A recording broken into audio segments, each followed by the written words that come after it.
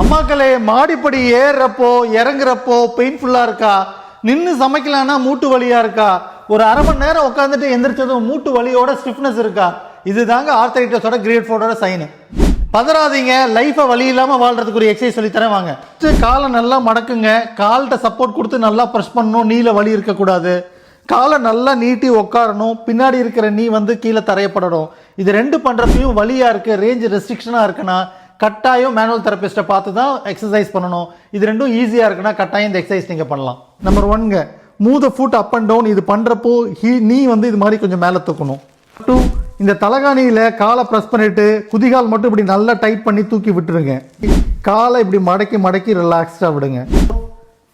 2 காலுக்கு இடையில இந்த பில்லோ வச்சுட்டு ஸ்கியூஸ் பண்ணிட்டு பொறுமையாக ரிலாக்ஸ் பண்ணுங்க. நம்பர் 5, காலை முட்டி மடக்காமல் நல்லா மேலே தூக்கி விடுங்க. அப்படியே தூக்கி ஹோல்ட் பண்ணிட்டு கிளாக் வைஸில் ஒரு 30 ரெப்படேஷனும் ஆன்டி கிளாக் வைஸில் ஒரு 30 ரெப்படேஷனும் பண்ணுங்க. நம்பர் 7, நல்ல நீயோட பேக் சர்ஃபேஸ் டச் ஆகிற மாதிரி இருந்துட்டு காலை நல்லா ஸ்ட்ரைட்டாக தூக்கி தூக்கி விடுங்க. 8, 2 காலையும் நேராக மேலே தூக்கிட்டு move the foot up and down towards face நல்லா புல் பண்ணுங்க. இந்த 8 எக்ஸசைஸை டெய்லி காலையில் சாயந்தரம் பண்ணுங்க. எப்படி உட்காந்து 8 வச்சு வேகமாக நடக்கிறீங்கன்னு பாருங்க. Just for the information, doctor Ram physio.